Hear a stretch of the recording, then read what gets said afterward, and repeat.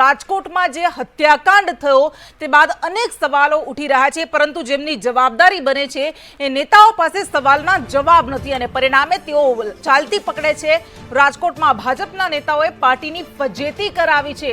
Press conference કરવા માટે આવ્યા હતા અને જ્યારે સવાલોનો સામનો કરવો પડ્યો ત્યારે રીતસરની ભાગતી પકડી, ચાલતી પકડી। રાજકોટના સત્તાધીશો પાસે, પદાધિકારીઓ પાસે કોઈ જવાબ નથી। જ્યારે સંદેશ ન્યૂઝે સવાલો પૂછ્યા ત્યારે તેમણે ચાલતી પકડી હતી અને કહી રહ્યા છે જયમીન ઠાકોર કે મારી પાર્ટી કહેશે તો રાજીનામું આપીશ। આ તમામ લોકોએ પાર્ટીની ફજેતી કરી છે, કારણ કે એકમાત્ર સાંસદ રામ મોકરિયા સિવાય કોઈની પણ પાસે શબ્દો નહોતા જવાબ આપવા માટે। જ્યારે સંદેશ ન્યૂઝ દ્વારા સવાલો પૂછવામાં આવે છે ત્યારે તેમની પાસે કોઈ જવાબ નથી, તેઓ હરફ સુદ્ધા નથી ઉચ્ચારી શકતા। મયુર સોની આપણી સાથે જોડાઈ ગયા છે, મયુર સરવૈયા આપણી સાથે જોડાઈ ગયા છે। મયુર, આ તમામ નેતાઓ ભેગા થયા હતા અને જ્યારે સવાલ પૂછ્યા ત્યારે નીકળી ગયા, પણ શા માટે ભેગા થયા હતા? શું જરૂર પડી હતી અત્યારે આવા સમયે ભેગા થવાની એમને?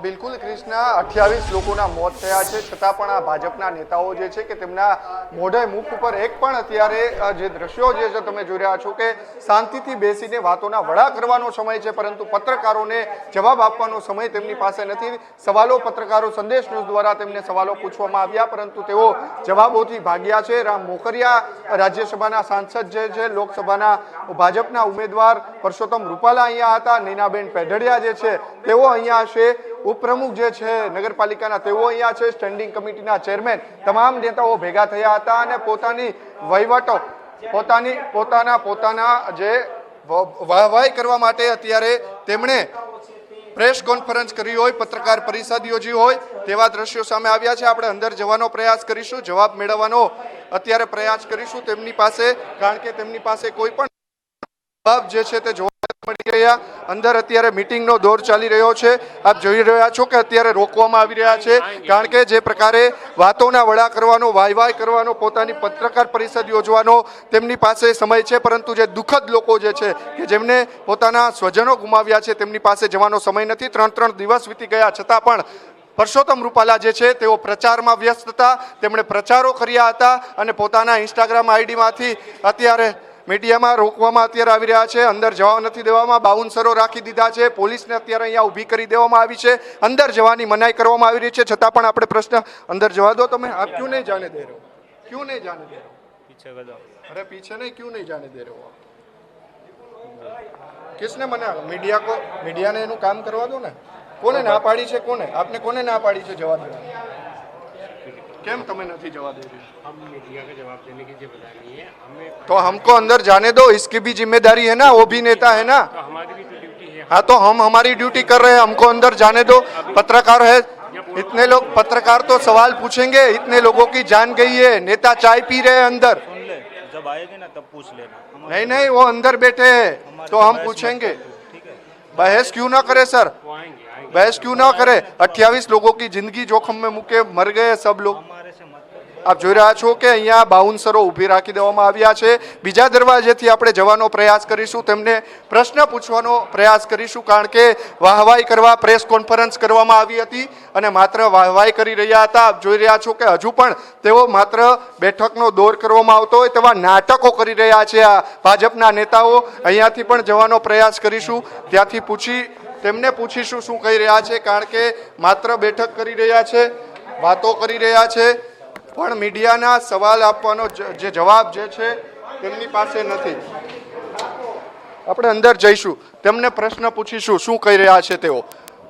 અત્યારે બેઠકો કરી રહ્યા છે, પરંતુ અહીંયાથી પણ નહીં જઈ શકાય, અહીંયાથી પણ દરવાજા તેમણે લોક કરી દીધા છે, માત્ર વાતો કરી રહ્યા છે, પણ મીડિયાને જવાબ આપવાનો તેમની પાસે સમય નથી। જે સવાલો કરવામાં આવ્યા છે તેમના જવાબો તેમની પાસે નથી। 28 લોકો જીવતા ભૂંજાઈ ગયા છે, તમારે જવાબ આપવો જોઈએ। તમે માત્ર સસ્પેન્ડ કરી દીધા છે 7 અધિકારીઓને, પરંતુ જે પદાધિકારીઓ જે છે તે પણ જવાબદાર છે, તેમની સામે કેમ પગલાં ન લીધા તે પણ સવાલ થઈ રહ્યો છે। આખી જે કોર્પોરેશન તંત્ર જે છે તેમને સુપરસીડ કરવી જોઈએ, તમામ પદાધિકારીઓ જે છે તે પણ જવાબદાર છે, કારણ કે જે પ્રકારે અહીંયા મંજૂરીઓ આપવામાં આવી છે, કોના દ્વારા મંજૂરી આપવામાં આવી છે તે પણ તપાસ થવી જોઈએ. પદાધિકારીઓ જે છે તેમની પણ જવાબદારીઓ આવે છે, છતાં પણ અત્યારે દરવાજા બંધ કરવા અત્યારે અહીંયા આવી રહ્યા છે. નેતા સુધી પહોંચવા દેવામાં નથી આવતા. આ જ નેતાઓ જે છે કે મીડિયા પાસે આવતા હોય છે અને પોતાની વાતો મોટી મોટી કરતા હોય છે, લોકોની વાતો કરતા હોય છે, મત માગવા જતા હોય છે, પરંતુ અત્યારે એક ઓરડીની અંદર, એક કેબિનની અંદર પોતે બેસી અને મીડિયાથી દૂર ભાગવાનો પ્રયાસ કરી રહ્યા છે આ નેતાઓ. આપ દ્રશ્યો જોઈ રહ્યા છો કે અત્યારે નરેન્દ્રસિંહ પણ ત્યાં જોવા મળી રહ્યા છે અને તેઓ ઉપપ્રમુખ છે ભાજપના નગરપાલિકા જે કોર્પોરેશન છે તેમના નૈનાબેન પેઢડિયા પણ તેઓ અત્યારે અહીંયા જોવા મળી રહ્યા છે અને માત્ર વાતો કરવામાં આવી રહી છે, પરંતુ સવાલ એ થઈ રહ્યો છે કે ભાજપના નેતાઓ અત્યારે પત્રકારોના સવાલથી કેમ ભાગી રહ્યા છે. મયુર, એટલે સવાલ તો થાય, એમને આવી બેઠકો કરવાનો સમય મળી રહ્યો છે. આવો સમય છે જ્યારે રાજકોટના ઇતિહાસમાં રાજકોટને કલંકિત કરતી આ ઘટના બની છે અને તેના માટે જવાબદાર હોય તો આ જ સત્તાધીશો છે, આ જ નેતાઓ છે. એમની નિષ્ફળતાને કારણે 28 જિંદગીઓ જીવતી ભૂંજાઈ ગઈ છે. પરંતુ તમે તેમની બોડી લેંગ્વેજ જુઓ, તમે તેમના હાવભાવ જુઓ, આ નેતાઓને કોઈ ફરક પડતો હોય એવું લાગે છે ખરું?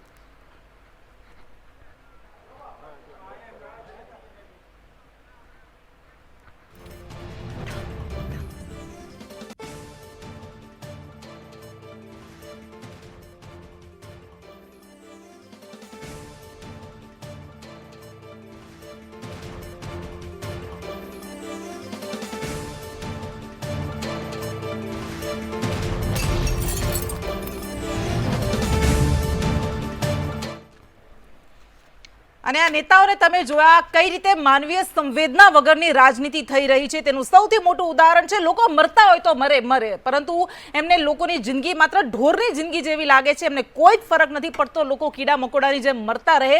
એમની નિષ્ફળતાને કારણે, એમના પાપને કારણે આજે માસૂમો હોમાઈ રહ્યા છે, પરંતુ આ નેતાઓને તો કોઈ ફરક નથી પડતો. અને એટલા માટે જ અમે કહી રહ્યા છીએ કે જિંદગી સસ્તી છે, ન્યાય મોંઘો છે. આ કહેવા પાછળ આ નેતાઓ પણ જવાબદાર છે, સિસ્ટમ પર જવાબદાર છે, અધિકારીઓ પણ જવાબદાર છે. એ તક્ષશિલાની ઘટના જે 5 વર્ષ પહેલા બની હતી અને આજે પણ એ મા બાપ આંસુ સારતા કહી રહ્યા છે કે ભાઈ ક્યાં ન્યાય છે, આવો ન્યાય અમને મળશે. આવી રીતે મોડો ન્યાય આપવાનો હોય, ન્યાયમાં વિલંબ હોય તો એ તો સરાસર અન્યાય છે. 20 વર્ષે જો તમે અમને ન્યાય આપવાના હો તો મહેરબાની કરીને તમારી પાસે રાખો. ન્યાય અમારે નથી જોઈતો. અને એ લોકો પણ એ જ કહી રહ્યા છે કે આ બધા જ નેતાઓ જ્યારે દુર્ઘટના બની હતી, જ્યારે અમારા વહાલ સોયા ગયા હતા, ત્યારે આંસુ સારવા માટે, મગરમચ્છના આંસુ સારવા માટે અમારી પાસે આવ્યા હતા, પરંતુ ત્યારબાદ કોઈ ફરક્યાય નથી. અને કહેવાય કેટલા એવા નેતાઓ છે કે જેમની પાસે જ્યારે અમે ગયા હતા ત્યારે એમણે એવું કહ્યું હતું કે ભાઈ આવી ઘટનાઓ તો બનતી રહે, એમાં શું મોટી વાત છે. આ છે સંવેદનશીલતા આ નેતાઓની. માત્ર સંવેદનશીલ સરકારોના નામ આપવાથી સંવેદનશીલતા નથી આવતી, એના માટે કેળવવી પડે. પરંતુ એમને તો માત્ર સીટો જીતવામાં રસ છે. આ મા બાપ સાથે આપણે વાત કરીશું. આ કાળજાના કટકા ગુમાવનાર પરિવારની વેદના જાણવાની આપણે કોશિશ કરીશું, કારણ કે 5 વર્ષ વીતી ગયા છે. કોઈકના 17 વર્ષના બાળક હતા, કોઈકના 18 વર્ષના બાળક હતા, તો કોઈકના 10 વર્ષના બાળક હતા. અને તેમને મોકલ્યા હતા અનેક અરમાનો સાથે, અનેક સપના સાથે, પરંતુ આજે એમની વચ્ચે નથી. તેના 5 વર્ષ વીતી ગયા છે અને આ 5 વર્ષમાં તો આવા મા બાપ જેવી સ્થિતિ અનેક મા બાપની થઈ ગઈ છે, કારણ કે આ જડ તંત્ર, આ જડ નેતાઓ સુધરવાનું નામ નથી લેતા. આપણે વાત કરીશું સુરતના તક્ષશિલા કાંડના મૃતકોના માતા પિતા સાથે કે જેમણે પોતાના વહાલસોયા ગુમાવ્યા હતા, પોતાની લાડકી દીકરીઓ ગુમાવી હતી. આપણી સાથે સૌથી પહેલા દિનેશ કેવડિયા એ જોડાઈ ગયા છે. યશ્વીના પિતા છે કે જેમણે પોતાની 17 વર્ષની બાળકીને 5 વર્ષ પહેલા ગુમાવી દીધી હતી તક્ષશિલા અગ્નિકાંડમાં. ને એ પણ હત્યાકાંડ જ હતો, જેવો રાજકોટનું હત્યાકાંડ આજે આપણે જોઈ રહ્યા છીએ. એમની સાથે વાત કરીશું કે ન્યાય કેમ આટલો બધો મોંઘો થઈ ગયો છે ને જિંદગી કેમ આટલી બધી સસ્તી થઈ ગઈ છે. આપણી પાસે આવીએ. જે આખી ઘટના બની, રાજકોટની ઘટના બની, અને એ પહેલા તક્ષશિલા અને રાજકોટની વચ્ચે પણ ઘણી બધી એવી ઘટના બની ગઈ. મોરબીની વાત હોય, હરણીની વાત હોય. દિનેશભાઈ, આપને લાગે છે કંઈ બદલાયું છે આ 5 વર્ષમાં, કે બધું એનું એ જ છે? બેન, ન્યાયની વાત કરીએ ને, 5 વર્ષ અમે જાણીએ છીએ અમારે કેમ ગયા છે. એ લોકોને તો હજી 2 દિવસ થયા છે અને એની હાલત તમે DNA ટેસ્ટ કરવા પડે. પોટલામાં બાંધીને ઘરના સ્વજનોના છપ ભર્યા આવે. વિચાર તો કરો, તંત્રની બેદરકારી. 800 ડિગ્રી તાપમાનમાં જે બાળક અંદર બળી અને મર્યું છે, આપણે 40 ડિગ્રીમાં રસ્તા ઉપર નીકળી નથી શકતા. ન્યાયની વાત કરો છો તમે. દીવા જેવું ચોખ્ખું છે. SIT રચના, SIT શું છે? ખુદ અધિકારીઓ કહે છે કે એનું BUC નહોતું, એનો કોઈ સ્ટ્રક્ચર રિપોર્ટ નહોતો, કોઈ કાયદેસરના કાગળિયા નહોતા તો ચાલવા કેમ દેવામાં આવે છે? કલેક્ટર કમિશનરની સામે સીધી એફઆઈઆર થવી જોઈએ. જવાબદાર ઈ જ છે. પ્રથમ નાગરિક મેયર ઈ શું કરતો હતો? સાહેબ આ બેન આ બોલાતો નથી અમારથી. જે બાપની વેદના તમે 2 દિવસ પહેલા ચલાવી છે ને કે એને જામીન આપશે એટલે હું બધાને મારી નાખીશ, એની ન્યાયતંત્ર ઉપર ભરોસો નથી ને એટલે એને એવું બોલ્યા છે. અમારથી નથી બોલાતું. આપણે એક સિસ્ટમમાં જીવી છે. બાકી અમારી વેદના ઈ જ છે. 5 વર્ષથી એમની તારીખો ભરીએ છીએ. સુપ્રીમ કોર્ટ સુધી ગયા છે. દર મહિને કેસ આખો અમારા મગજમાં રિપીટ કરવામાં આવે છે. કોર્ટની અંદર ઉભા રાખીને વિઝ્યુલાઇઝ કરવામાં આવે છે કે ત્યાં કઈ થયું જ નથી એવા તો સવાલો કરવામાં આવે છે. તો હું છોકરા અમારા બળ્યા નથી, મર્યા નથી? ઉપરથી સવાલ કરવામાં આવે છે તો તમને ખબર હતી ત્યાં મોકલો છો શું કામ? છે આનો કોઈ જવાબ? કશો ફરક નથી. પોતાની જિંદગીમાં બધા પાછા ફરી ગયા છે, બધાને નોકરીએ લઈ લેવામાં આવ્યા છે અને પોતપોતાની લાઈફ જીવવા મળ્યા છે. 5 વર્ષથી નર્ક જેવી જિંદગી અમે જીવી છે. એ લોકોને કશો ફરક નથી પડતો. બેન ક્યારેક તારીખ હોય ને તમે આવજો કોર્ટમાં, બહાર કેમેરો લઈને ઉભા રહેજો, ખ્યાલ આવે એના ચહેરા ઉપર એની મુસ્કાન જોજો તમે. એ અમને એમ કહેવા માંગે છે કે તમારે થાય કરી લો, તમારાથી કાંઈ નથી થવાનું. અમે ન્યાયને ખીચામાં લઈને રખડીએ છીએ. કોની પાસે આ ન્યાય? જેની જવાબદારી છે એ તો કોઈ સામે આવતું નથી. અમારા વિસ્તારના ધારાસભ્યો, MP, MLA, કોર્પોરેટર થી માંડીને જે સત્તાધીશો છે એની જવાબદારી આ બને છે. એને આગળ આવીને કેવું જોઈએ કે ચાલો ભાઈ આને ફટાફટ નાખો. અને આ સીટની રચના શું છે બેન? કોરોના કાળમાં શ્રેય હોસ્પિટલમાં આગ લાગી હતી, 8 જણા ભડથું થઈ ગયા હતા, જ્યાં માણસ બચવા ગયો હતો. ત્યાં બળીને પાછા એ 8 પરિવારને હું મળેલો છું રૂબરૂ. એની સીટની રચના થઈ હતી. એ સીટનો રિપોર્ટ તમને ખબર છે? જાહેર કર્યો સરકારે. સીટ એટલે એક સરકારને છટકવાની સીધી બારી છે. તમારી પાસે એજન્સી છે, CID, CBI, ક્રાઇમ, એની પાસે તપાસ કરાવો. જવાબદારી એની બને. કેસ પૂરો થાય ત્યાં સુધી હાજર સાહેબો રહે છે. સીટ વાળા હાજર રહેશે કોર્ટમાં? અચ્છા, આ સીટ તો જે છે એ એક લોલીપોપ આપવામાં આવે છે. તમે જે કહ્યું એ વાત સાચી છે, કારણ કે એના રિપોર્ટ શું આવે છે, શું એક્શન લેવાય છે, તો ક્યારેય કોઈને ખબર જ નથી પડી. આ રોષ ઠાળવા માટે, રોષને શાંત કરવા માટે એક પ્રકારનું એક ગતકડું કરવામાં આવે છે, રચવામાં આવે છે. પરંતુ અધિકારીઓના સસ્પેન્શન કરવામાં આવે છે, બદલી કરવામાં આવે છે એ અધિકારીઓની કે જેઓ જવાબદાર છે એટલા જ જવાબદાર છે. તો શું આપને લાગે છે કે આ બદલાવવું જોઈએ? કોઈ ફરક નથી પડતો એમને? બદલી આનો ઈલાજ જ નથી. આનો ઈલાજ ડિસમિસ છે. સસ્પેન્શન આનો ઈલાજ નથી. સસ્પેન્ડ કરીને શું કરો? અમારામાં સસ્પેન્ડ બધા કર્યા હતા, અત્યારે બધા નોકરીએ પાછા લાગી ગયા છે. અચ્છા, અરે બેન, અમે હાઈકોર્ટમાં ઉભા છે, સુપ્રીમ કોર્ટ સુધી લડ્યા છીએ, સેશન કોર્ટમાં ઉભા હોય ને, તારીખ ભરવા આવે ને, એ મહાનગરપાલિકાની એનો યુનિફોર્મ પહેરીને ખાલી તારીખમાં ભરવા આવીને વયા જાય છે કલાકમાં. આ હદે આ લોકો કેસને મેનિપ્યુલેટ કરે છે. હવે શું કરવું આમાં? અને તમે ન્યાયની વાતો કરો છો મોટી 6 મહિનામાં આ કરશું તે કરશું. 6 મહિનાની ક્યાં દૂર છે? અમારા 5 વર્ષ થયા. કહી દો ને ભાઈ, તક્ષશિલામાં તે આજથી એસઆઈ સ્પેશિયલ અલગથી પાછું ફેર તપાસ કરી છે અને 6 મહિનામાં કેસ પૂરો કરી છે. એક અલગ કોર્ટ ઊભું કરી છે કે જે ભ્રષ્ટાચારના કેસ હોય અલગથી ચલાવવામાં આવે. અચ્છા, હા દિનેશભાઈ, નેતાઓ જે હમણાં જ જોયું કે આ નેતાઓ મિટિંગોમાં વ્યસ્ત છે, બેઠકોમાં વ્યસ્ત છે, પગ પર પગ વાળીને બેઠા છે, જવાબ એમને આપવા નથી. લોકો ભલે મરતા હોય તો મરતા રહે. આ નેતાઓની જવાબદેહીને લઈને તમારું શું કહેવું છે? કારણ કે એ સમય પણ તમે તો એ જ અનુભવ્યું જે આજે રાજકોટના માતા પિતા અનુભવી રહ્યા છે. નીચે ઉતરી ગયા છે. અમે બેન તમામ નેતાઓના દરવાજા ખટખટાવ્યા. જ્યારે જાય ત્યારે સાહેબ મીટિંગમાં છે, સાહેબ પ્રસારમાં છે, સાહેબ ઉજવણીમાં છે, કાલે ચૂંટણી ગઈ જીતે ઉજવણીમાં છે, આવતી 4 તારીખે જોઈ લેજો. હું કોઈ પક્ષાપક્ષીની વાત નથી કરતો. બધા જ પક્ષ હોય કે વિપક્ષ હોય, બધા જ એક જ ટાંકના ધોતિયા છે. અમારાથી બોલાતો નથી આ બધું. હા, એટલે શરમ તો બધી જ નેવે મૂકી દીધી છે. એમને કોઈ ફરક પડતો નથી ને એટલા માટે જ આવી પાર્ટીઓ કરી રહ્યા છે અને કહી રહ્યા છે કે જીતની ઉજવણી નહીં કરીએ. શરમ આવી જોઈએ તમને આવું બોલતા કે આ સમયે તમને હાર જીતના વિચાર આવે છે જ્યારે માણસ જિંદગીથી હારી ગયો છે.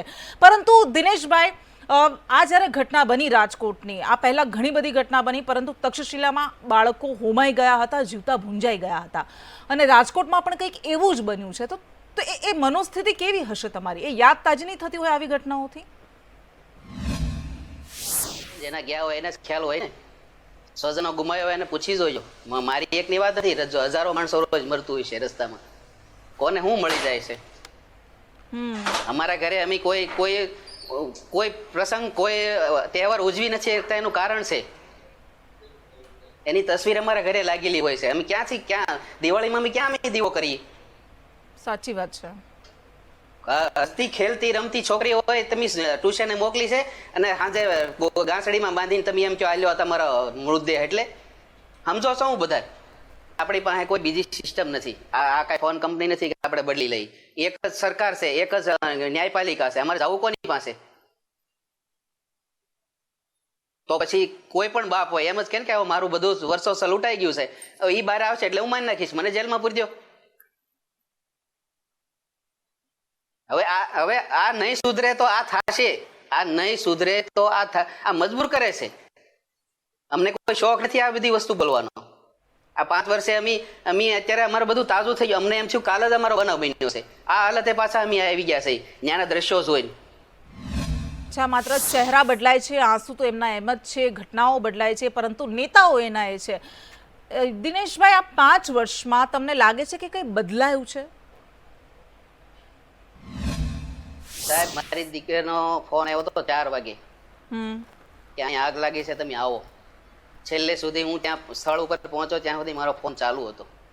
છેલ્લે એણે એમ કીધું પપ્પા હવે નહીં આવતા, હવે હું નહીં બચું, અને એનો અવાજ બંધ થઈ ગયો ને ફોન ચાલુ રહી ગયો હતો. બેન, વિચાર કરો, ધ્રુજી જવાય છે. પછી 6 વાગે સિમીમેર હોસ્પિટલમાં અમે પહોંચ્યા. 14 લાશના ઢગલા પડ્યા હતા. 3.5 કલાક મેં મારી દીકરીની લાશ ગોતી હતી કે આમાંથી કઈ છે. કોઈ પણ માણસ હોય ને જેને ભગવાને દિલ આપ્યું છે ને, આ મારી વાત સાંભળીને તમને તે ધુજારી આવી ગઈ છે, પણ આ લોકોને નહીં આવે. 5 વર્ષમાં કોઈ નેતો અમારે ઘરે પાછો બોલો એ વખતે આંસુ પડવા આવ્યા હતા, એકવાર બોલવા પૂછવાને થયા વખતે તમે કઈ રીતે જિંદગી કાઢો છો, તમારા ન્યાયનું શું છે, એ લોકોને ખબર નથી કેસ ક્યાં પહોંચ્યો છે. બસ ચૂંટણીઓ જીતવા સિવાય બીજો કોઈ ધંધો નથી. આ પૂરી થાય 2 મહિના પછી બીજે જાય એટલે ત્યાં બધા હાલતા થાય. પબ્લિકને જે કરવું હોય કરો, અમે તો ચૂંટણી જીતવામાં મસ્ત થઈ. આ હાલતે જીવે છે લોકો. અને આપણે એમ કહીએ છીએ ગુજરાત આ ગુજરાત છે આપણું. ગાંધી અને સરદારના આત્મા રોતા છે, આ માટે આઝાદી પાવી હતી. ખૂબ સાચી વાત છે આપની. આ ગુજરાત છે આપનું, જેને લઈને તમે ગર્વ અનુભવતા હો છો, જ્યાં 1 વર્ષ એવું બાકી નથી જતું કે જ્યાં આવી દુર્ઘટના ન બનતી હોય, આવા હત્યાકાંડ ન થતા હોય, અને ભૂલકાઓ મરતા ન હોય, માસૂમો ન મરતા હોય. દિનેશભાઈ, આપને સવાલ કરવો છે. આપે ગઈકાલે પણ કહ્યું હતું કે જિંદગી એટલી બધી સસ્તી બની ગઈ છે ને ન્યાય બહુ મોંઘો થઈ ગયો છે. આ 5 વર્ષમાં આપે ન્યાય માટે કેટલો સંઘર્ષ કરવો પડ્યો છે? જેની લોકશાહીને રક્ષા કરવાની જેની જવાબદારી છે ને, એ લોકો જ લોકશાહીનું પતન કરે છે. એનું જ ખૂન કર્યું છે આ લોકોએ બધાય.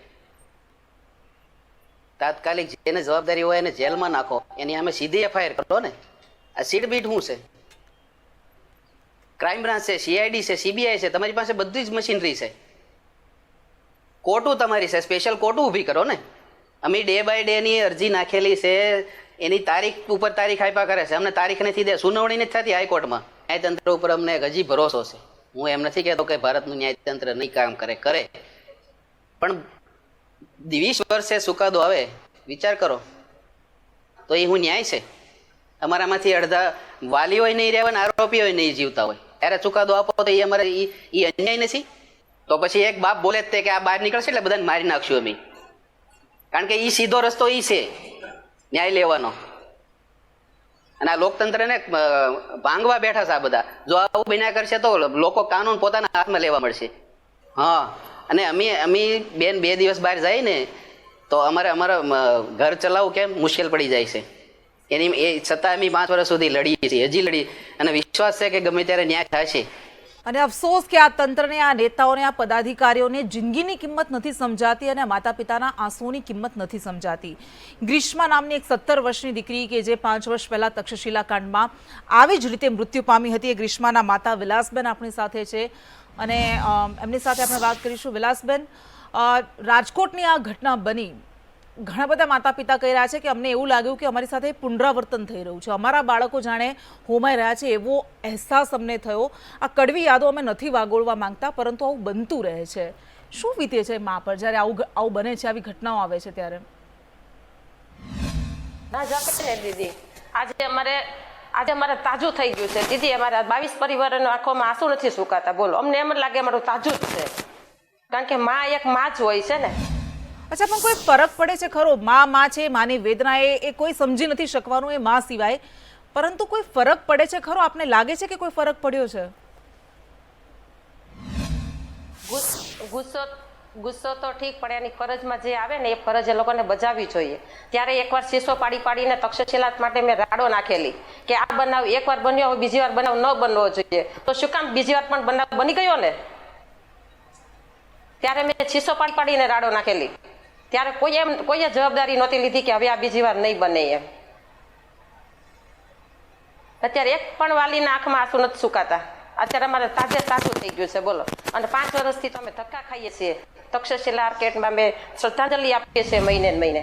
હા, કારણ કે આપણે શ્રદ્ધાંજલિ આપતા રહીએ છીએ, પરંતુ એ લોકો મૃતકોના આંકડાઓ ગણતા રહે છે. દરેક દુર્ઘટના બાદ આંટાફેરા મારવા અને ઠાલા શબ્દો આપવા માટે પહોંચી જાય છે. પરંતુ વિલાસબેન, આ જે ઘટના બની, તો તમને થયું હશે ને કે મારી દીકરી સાથે પણ આવું જ થયું હતું અને ફરી કોઈ બીજી દીકરી આવી રીતે હુમાઈ? અમને તો એવું જ લાગ્યું કે અમારા સંતાનો ગયા, એવું જ લાગ્યું અમને. અમે તો 2 દિવસ તો રસોઈ પણ ન બનાવી, જમવાનું પણ ન યાદ આવ્યું. મને એમ શું થઈ ગયું આ બધું? અમને તેમ જ થયું કે અમારા જ ગયા તાજા દીકરા દીકરી. આવે જ ને બેન, બધાને આવે યાર, કેમ ના આવે? ફૂલડા જેવા સંતાનો જતા રહે, કેમ યાદ ના આવે? દીદી, અત્યારે તો કોઈની સામે છે ને આંસુ પી નથી પડાતા. અમારે એક જ જવાબ હોય બધા પાસે, ભૂલી જાઓ. કેમ ભૂલી જાય? એમાં સંતાનને કેમ ભૂલી જવા? એ શું કઈ ખાવાની વસ્તુ છે તો આપણે ભૂલી જઈએ? અને 5 વર્ષ પહેલા પણ કંઈ નહોતું બદલાયું, 5 વર્ષ પછી પણ કંઈ નથી બદલાયું. અને આપણે આશા રાખી કે હવે કમસે કમ બદલાય. આ જાડી ચામડીના લોકો જાગે, જેમની જવાબદારી છે. ગ્રીષ્માની માતા સાથે આપણે વાત કરી, ગ્રીષ્માના પિતા સાથે જયસુખભાઈ ગજેરા, કે જેઓ છતાં 5 વર્ષથી ન્યાય માટે વલખા મારી રહ્યા છે, લડી રહ્યા છે. તેમની સાથે પણ વાત કરીએ. જયસુખભાઈ, સ્વાગત છે આપનું સંદેશ ન્યૂઝમાં. 5 વર્ષમાં આપની પાસેથી સમજવું છે કે આ ઘણી બધી દુર્ઘટનાઓ બની ગઈ તક્ષશિલા પછી, કારણ કે આ શીખ્યા નહીં કોઈ. એ બધી જગ્યાએ આંટાફેરા મારવા ગયા, પરંતુ બોધપાઠ લેવાનું ભૂલી ગયા. 5 વર્ષમાં શું થયું છે આપની સાથે?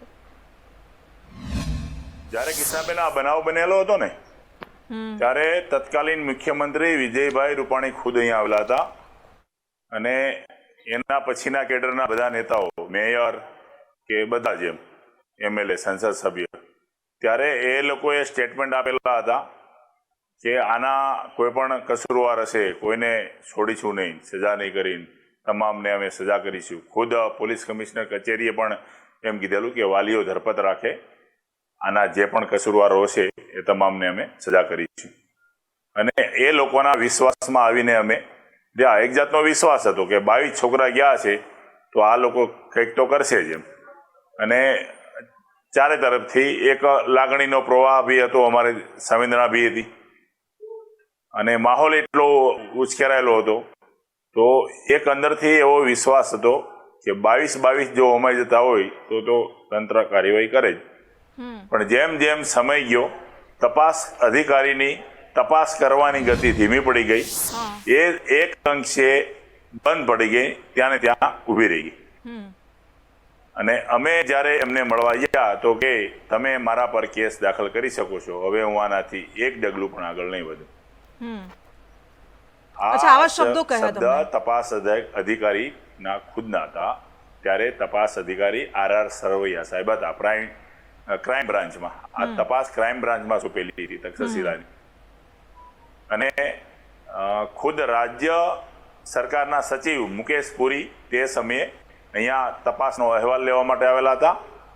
અને બનાવટી અહેવાલ કરીને ચાલી ગયા હતા. બનાવટી કેવી રીતે કે ખરેખર આગ આપણે જોઈએ છે કે પહેલા માળે નીચે બિલ્ડિંગમાં લાગેલી છે, વિડીયોમાં દેખાય છે, સાક્ષીઓ, હજારો સાક્ષીઓ પણ છે, બરાબર. તેમ છતાં મુકેશ પુરીનું સ્ટેટમેન્ટ એવું છે કે આગ બીજે માળે AC ના આઉટડોરમાંથી લાગી, બરાબર. આમાં એના સ્ટેટમેન્ટમાં અમને તો એવી શંકા છે કે વીજ કર્મચારીના તમામ અધિકારીઓને બચાવી લેવાના.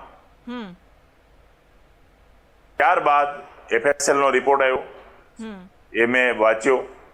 એમાં જોયું કે ક્યાંય પણ પહેલો માળો હોય કે બીજો માળો હોય, એસીના આઉટડોરમાં કોઈ જગ્યાએ શોર્ટ સર્કિટના અહેવાલ છે જ નહીં. ચલો આગ લાગી તો ફાયરનો પહેલી જવાબદારી છે કે માનવ જિંદગી બચાવવાની. જે ઘટના સ્થળે ફાયરની ગાડીઓ આવી હતી એમાંથી વિડીયોમાં પણ દેખાઈ આવે છે, ગાડીઓ નીચે છે, એના કર્મચારીઓ અધિકારીઓ બાઘાની જેમ ફાફા મારે છે, છોકરા ઉપર આજીજી કરે છે, ને છેલ્લે કઈ કાર્યવાહી કરવાના ના થઈ એ લોકોથી તો છેલ્લે છોકરા ઉપરથી જમ્પ મારે છે. ફાયરના ડિપાર્ટમેન્ટમાં આટલું મોટું કરોડો રૂપિયાનું એસએમસી નું બજેટ છે ને આ લોકો કરોડો રૂપિયા પગાર લે છે, તો એ લોકોની જવાબદારી આવે છે કે જીવ બચાવવા. કદાચ એ લોકો પાસે સાધન ન હોય તો બી એ લોકો કોશિશ કરવી જોઈએ. બિલકુલ નથી થઈ, સાધન વગર નથી થઈ, એમને પણ કઈ પ્રયાસ બચાવવાનો થયો જ નથી. તો આ ચોખ્ખે ચોખ્ખું દેખાય છે કે જે તે સમયે ભરતી કરેલા માણસો હતા એમાં કોઈ પણ જાતની આવડત હતી નહીં. ફક્ત ને ફક્ત ભ્રષ્ટાચારથી આવા લોકોને ભરતી કરેલા છે. સમયાંતરે જે મોકડ્રીલ કરવાની હોય, ટ્રેનિંગ આપવાની હોય તે પણ આપવામાં આવતી નથી અને આવી પણ નથી. તક્ષશિલા બનાવ બન્યો પછી 1-2 મોકડ્રીલ થયેલી હતી, પછી હમણાં તો કશું નહીં. હા મેડમ, હજી થોડી વાત કરવાની છે કે આ ફાયરના વડા હતા chief Basant Parikh, fire officer. બરાબર. જયારે ઓર્ચિડ આર્કેડમાં આગ લાગી હતી ત્યારે ફાયરના વડા હતા ચીફ ઓફિસર પંકજ પટેલ. ત્યારે કોઈ પણ જાનહાની થઈ નથી તો પણ એમને ડિસમિસ કે હટાવી દીધા. આમાં 22 જિંદગી ગઈ હોવા છતાં બસંત પરીખ પર કોઈ પણ એક્શન લેવામાં આવ્યું નહીં. અને ફાયરનો વડાઓ 15 વર્ષ સુધી કેતન સુમનચંદ્ર પટેલ, મોટામાં મોટો 22 બાળકોનો હત્યારો, 15 વર્ષ સુધી જે માણસ ફાયરનો વડો રહી ચૂકેલો હોય તેની જવાબદારી મેન પાવર વસાવવાની હોય, સાધનો વસાવવાના હોય, એને બદલે જે બજેટ બહાર પડેલું હતું એ બધું ઘર ભેગી કરેલું. ત્યારબાદ આ ભ્રષ્ટાચારનો અડ્ડો જીબી, મોટા મોટો ભ્રષ્ટાચારનો અડ્ડો જીબી અને ફાયર. તો પણ આવી ઘટના બની હતી. વિદ્યુત બોર્ડના વડા, દક્ષિણ ગુજરાત વિદ્યુત બોર્ડના વડા આંધ્રા મેડમ ઘટનાના સમાચાર સાંભળીને રજા પર ઉતર્યા. મોટા અધિકારી કઈ જવાબદારી આવે કે નહીં? બિલકુલ. થોડીક માણસાઈ નહીં, થોડીક સંવેદના નહીં, અને આ લેવલનો અધિકારી રજા પર ઉતરી ગયા. કોઈ પણ ખાતાકીય કાર્યવાહી પછી કરી નહીં. અને તંત્રએ આવા લોકોને ત્યારબાદ અલગ પોસ્ટિંગ આપી દીધું. નવસારીને કલેક્ટર બનાવી દીધા આંધ્રા મેડમને. બરાબર. કેતન પટેલ પર વધારે દબાણ આવતા રાજ્ય સરકાર પરથી એસીબી ની તપાસના ઓર્ડર મળ્યા. એક તરકટ રચાયું તપાસનું. તપાસ ક્યારે પૂરી થઈ ગઈ, ક્લીન ચીટ મળી ગઈ, ખબર બી નથી. આ શું કહેવાય? સરકાર ખુદ ભ્રષ્ટાચારીઓને છાવરે છે. એટલે ત્યારબાદ આ બધા બનાવ બન્યા. જો તક્ષશિલા વખતે આ બધી પૂર્ણ તપાસ કરી લેવામાં આવી હોત અને આ ભ્રષ્ટાચારીઓને સજા કરવામાં આવી હોત, કેસ ફાસ્ટ કોર્ટમાં ચલાવવામાં આવ્યો હોત તો આ કોઈ પણ ઘટના ઘટત નહીં અને નિર્દોષોએ જિંદગી ગુમાવી ના પડે. બિલકુલ. આ બધા જ જો અને તો છે એ આપણે કરીએ છીએ જયસુખભાઈ, પરંતુ એ લોકો નથી કરતા ને એટલા માટે જ આ ઘટનાઓ બનતી રહી છે. એક નેતાને થોડી ઘણી પણ ખરોચ આવે તો કેટલી મોટી ઉથલ પાથલ મચાવી નાખે છે, ઉહાપો મચાવી નાખે છે, અને અહીંયા માણસો ઢોરની જેમ મરતા રહે છે. કોઈ ફરક નથી પડતો. કેમ આવું થઈ રહ્યું છે? નેતાઓએ આપને કોઈ સહાય કરી ક્યારે? જ્યારે મારી બેટી હતી ને, એમણે ડ્રોઈંગ ક્લાસના પૂરું કરેલું, ગ્રેજ્યુએટ, આર્ટ ફાઇન, અને એ કોલેજમાં એ ડ્રોઈંગમાં ટોપ હતી. તમે આજે બી દક્ષિણ ગુજરાત યુનિવર્સિટી જે છે સુરતમાં, ત્યાં જઈને રિપોર્ટ કાઢી શકો છો. એ ડ્રોઈંગમાં ટોપ હતી. હા, અને એ મને એમ કહેતી, પપ્પા હું જ્યારે મારું ડ્રોઈંગ કરીશ ને કરોડોમાં વેચાશે, તમારે આ કોઈ કામ નહીં કરવું પડે. આવા એના સપના હતા. અને ખરેખર એવા એને ડ્રોઈંગ બનાવેલા પણ છે. અને સારા જે ડ્રોઈંગ હતા એ ત્યાં તક્ષશિલામાં પણ લઈ ગયેલી હતી. અને એ બધું એની સાથે જ ભસ્મભૂત થઈ ગયું. અને આ બનાવ પછી અત્યાર સુધી 5 વર્ષમાં એક પણ એવો દિવસ નથી ગયો કે એની યાદ ના આવી. જ્યારે અમે ખાવા બેસીએ ને ત્યારે યાદ આવી જાય છે. પણ આ નભાણિયા નેતાઓને આટલા જીવ ગયા છતાં પણ એ લોકોને એમ નથી થતું કે હવે આપણે એક્શન લેવી જોઈએ, કારણ કે જીવની એ લોકોને કોઈ કિંમત જ નથી. આ હરામખોરોને હું તો એમ જનતાને એક હવે કહું છું કે જ્યાં જ્યાં દેખાય ને એ લોકોને પથ્થરથી સ્વાગત કરો. આવા હલકટ નેતાઓ, સારા નેતાઓ પણ છે. આ તક્ષશિલાવતે થોડી અમને મદદ બી કરી હતી, જે પ્રફુલભાઈ પાનસરિયા છે, ડેપ્યુટી મેયર છે અમારા સુરતના, બરાબર, જેમણે તક્ષશિલાની જે જગ્યા સ્મારક માટે આપવામાં બહુ મહેનત કરેલી, પણ એ સ્થાયી કમિટીમાં એકલા પડતા હતા. બીજા સુરતના કેટલા પણ કોર્પોરેટરો છે એની વચ્ચે એકલાનો અવાજ હતો, બાકી કોઈ બોલતા નતા. બોલો, આજે 3 વર્ષ થયા, બજેટની જગ્યાએ બજેટ છે અને બધું જે છે તે છે. કહેવાનો મતલબ કે આવી ઘટના બને તો એમાં બચાવનારા જે હતા, એમાં જતીન મુખ્ય હતો, આજે એની હાલત બહુ ખરાબ છે. આવા લોકોને સ્થાનિક નેતાઓએ ઉપરથી અરજી કરીને રાષ્ટ્રપતિ એવોર્ડ, રાજ્યપાલ એવોર્ડ આપવાનો હોય અને એમાં સન્માનિત કરવાનો હોય, તાકે આગળ ક્યારેક બીજી ઘટના ઘટે તો લોકોનો ઉત્સાહ વધે. પણ ખુદ જતીન પોતાના સ્ટાફને નીચે ઉતારીને પછી ઉપર ગયેલો, જીવના જોખમે આ લોકોને બચાવવા, ને પોતાની જિંદગી અત્યારે બદતર થઈ ગઈ છે. ખુદ એના પપ્પા એમ કહે છે અત્યારે આ જતીન આના કરતા તો ચાલ્યો ગયો જ ને તો સારું. તો આવી તો જિંદગી છે. તો એ પણ એક નેતા પણ ત્યાં એની ઘરે ખબર કાઢવા જતા નથી. પ્રફુલભાઈ શ્રીવા સાહેબ અને જે આપણે ગુજરાતના અધ્યક્ષ પાટીલ સાહેબ, બંનેના મહેનતથી એમને થોડું ફંડ મળેલું હતું, પણ ત્યારબાદ જે એનો જે એવોર્ડ મળવા જોઈએ, સન્માનિત કરવા જોઈએ, હજી સુધી સ્થાનિક નેતામાં જે વીડી ઝાલાવાડિયાની જવાબદારી આવતી હતી, કુમાર કાનાણીની જવાબદારી આવતી હતી, એ લોકોએ કોઈ પણ આમાં કાર્યવાહી કરી નથી. પણ ત્યારબાદ જે એનો જે એવોર્ડ મળવા જોઈએ, સન્માનિત કરવા જોઈએ, હજી સુધી સ્થાનિક નેતામાં જે વીડી ઝાલાવાડિયાની જવાબદારી આવતી હતી, કુમાર કાનાણીની જવાબદારી આવતી હતી, એ લોકોએ કોઈ પણ આમાં કાર્યવાહી કરી નથી. આ હરામી નેતાઓને હું તો કહું છું પથ્થરથી સ્વાગત કરવું જોઈએ નેતાઓ લોકોએ. એ ટાઈમે એ લોકો ત્યાં સત્તામાં હતા. વીડી ઝાલાવાડિયા પણ હતો MLA-માં, અને કુમાર કાનાણી પણ હતો, અને મંત્રી પદ પર બી હતો. અને જે તે વખતના મુખ્યમંત્રી અમને એમ કીધેલું કે વાલીઓને જે પણ જરૂર પડે ને આ કુમાર કાનાણીને મળજો.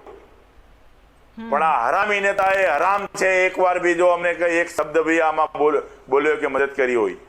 ઇન્જણના વાલીઓ એને પાસે બિલ પાસ કરાવવા જતા તો વાલીઓને શું જવાબ આપ્યો ખબર છે? કે આવા બનાવ તો બન્યા કરે, મરવાવાળા મેળા કરે. આ હરામખોર આવો બોલેલો હતો. આ શબ્દ કુમાર કાનાણીના હતા. મને અત્યારે શરમ આવે છે બોલતા, પણ આજે હું બોલું છું, વટથી બોલું છું, અને બોલતો રહીશ ને ખુલ્લો બોલીશ, નામ દઈને બધાને બોલીશ કે આ હરામી લોકોએ આવા કામ કરેલા હતા. તો અમારે એના મોઢે હું જોઈને અમે મદદ માંગવા જઈએ? એના બાપના પૈસા આપવાના હું એ રીતે વાત કરતો કે તમારે સરકારને દોઈ લેવી છે? અરે હરામીઓ, તમે સરકારના જમાઈ થઈને બધું સરકારને તો તમે લૂંટો છો, સરકારના બધા ફાયદા તમે લ્યો છો, જનતા નથી લેતી. જનતા તો કાળી કમાણી કરીને જે ટેક્સ આવે છે એમાં તમારા ઘર હાલે છે. એટલે જી બિલકુલ જયસુખભાઈ, આ એક બાપનો આક્રોશ છે, કારણ કે એટલું બધું એમણે સંઘર્ષ કરવો પડે છે ન્યાય માટે, અને આમ તેમ ભટકવું પડે છે, નેતાઓના આવા ચહેરા જોવા પડે છે, ને એના કારણે આક્રોશ આવે છે સામે.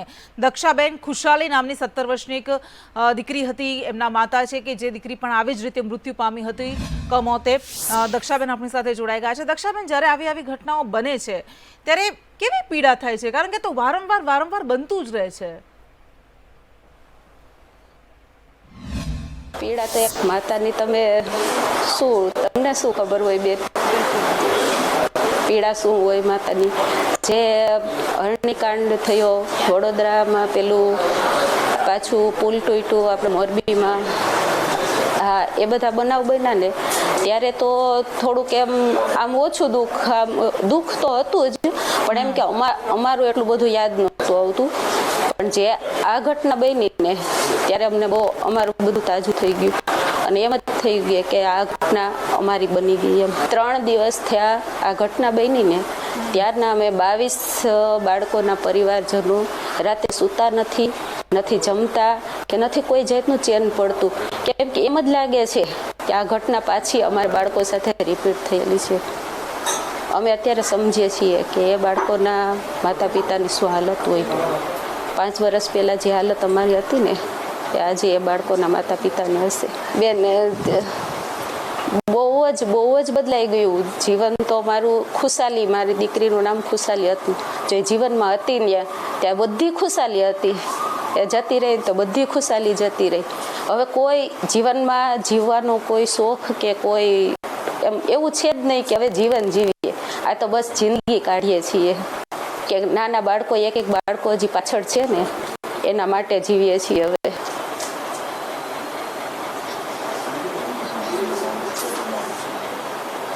એને આર્કિટેક્ટ બનવું હતું અને નાટાના ક્લાસ કરતી હતી, એ માટે ટ્યુશન ક્લાસીસે ગયેલી હતી.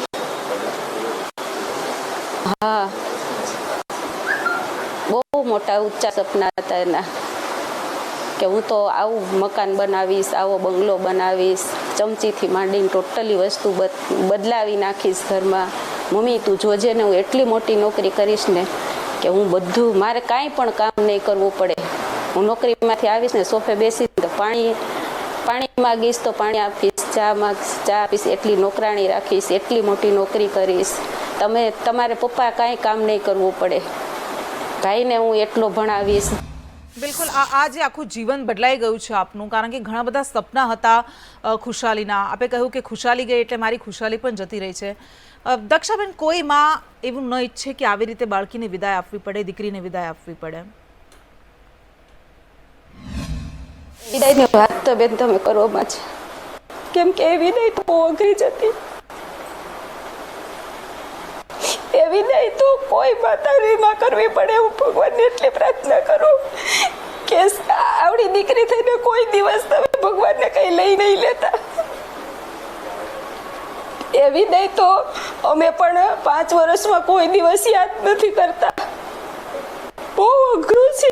એ દીકરી એટલી મોટી દીકરી કરીને આ રીતે વિદાય કરવી તો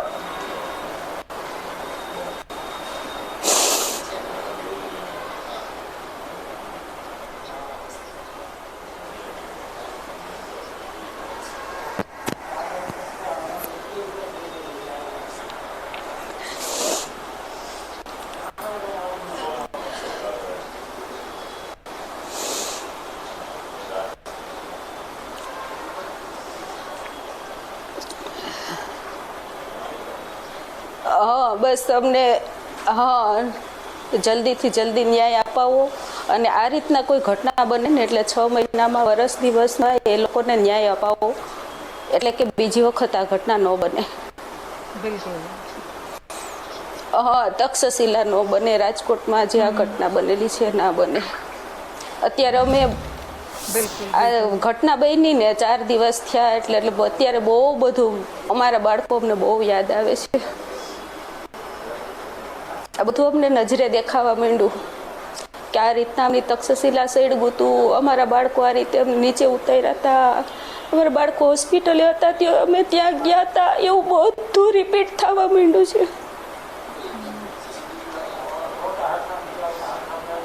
આ એક માની પીડા છે. લોકો એવું કહેતા હોય છે કે દક્ષાબેન આશા રાખી આપે કે આપણે કે જલ્દી ન્યાય મળી જાય. હા બિલકુલ, જેમ નિર્ભયાના માતા પિતાએ 20 વર્ષ સુધી રાહ જોવી પડી હતી, એવી રાહ આ મા બાપે ન જોવી પડે. એ વાત અલગ હતી. આ દુર્ઘટનાઓ છે ને આ કોઈકના પાપે, કોઈકની બેદરકારીને કારણે થયેલી દુર્ઘટનાઓ છે. એવું કહેવાય છે કે આંસુ સુકાઈ જાય છે, ધીમે ધીમે સમય બધું જ થાળે પાડી દે છે, સમય ઘા ભૂલાવી દે છે, પરંતુ વાસ્તવમાં એવું નથી થતું. અને આ બધા જ માતા પિતા જેમની સાથે આપણે વાત કરી, એમનો આક્રોશ ઝળકે છે, એમનો આક્રંદ, એમની પીડા ક્યાંક ઝળકે છે અને એ આંસુ સ્વરૂપે પણ નીકળી જાય છે. એટલે આંસુ નથી સુકાતા. એ બિલકુલ ન માની શકાય કે સમય બધું ભૂલાવી દે છે. એ નથી ભૂલી શકતા પોતાના બાળકોને.